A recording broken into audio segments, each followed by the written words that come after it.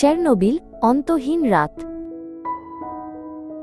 ১৯৮৬ সালের ২৫ এপ্রিলের রাতে ইউক্রেনের উত্তরের এক স্থানে এক সাধারণ রাত নীরবে কেটে যাচ্ছিল, অন্য যে কোনো রাতের মতোই শান্ত।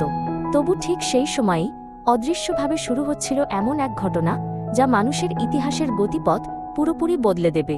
হঠাৎ এক প্রচণ্ড গর্জন আকাশ চিরে রাতের নীরবতা ভেঙে দিল। আর তা ছিল না যুদ্ধের কামানের শব্দ, বরং মানুষের ভুল আর অহংকার থেকে জন্ম নেওয়া এক বিস্ফোরণ।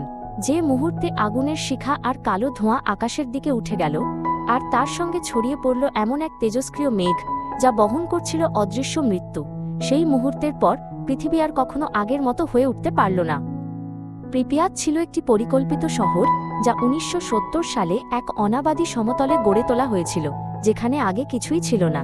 চেরনোবিল পারমাণবিক বিদ্যুৎ কেন্দ্রের কর্মী ও তাদের পরিবারদের জন্য নির্মিত এই শহর ছিল সেই আধুনিকতার প্রতীক যাকে নিয়ে সোভিয়েত ইউনিয়ন গর্ব করত। এর সুশৃঙ্খল রাস্তা, নীল আর সাদা ভবন আর নিয়মতান্ত্রিক নগর বিন্যাস যেন সমাজতান্ত্রিক আদর্শকে বাস্তবের রূপ দিচ্ছিল।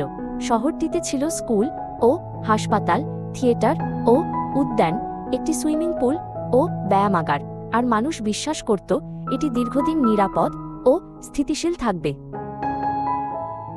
প্রিপিয়াতের রাস্তায় প্রতিদিনের মতোই দেখা যেত শিশুদের সাইকেল চালাতে আর পরিবারগুলোকে হাঁটতে, আর তরুণ বাবা মায়েরা স্বাভাবিকভাবেই এক স্থির জীবনের ভেতর উজ্জ্বল ফিউচার্স আশা করতেন।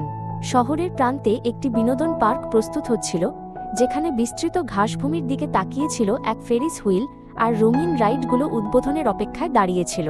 শহরের গড় বয়স ২৬ ছিল, এই কথাটি প্রতীক হয়ে দেখাত যে শহরটি কতটা তরুণ, প্রাণবন্ত আর আশায় পূর্ণ ছিল। কেউ কল্পনাও করতে পারেনি, স্বপ্নেও না, যে এই শহর খুব শিগগিরই একটি ভূতের শহর হয়ে যাবে।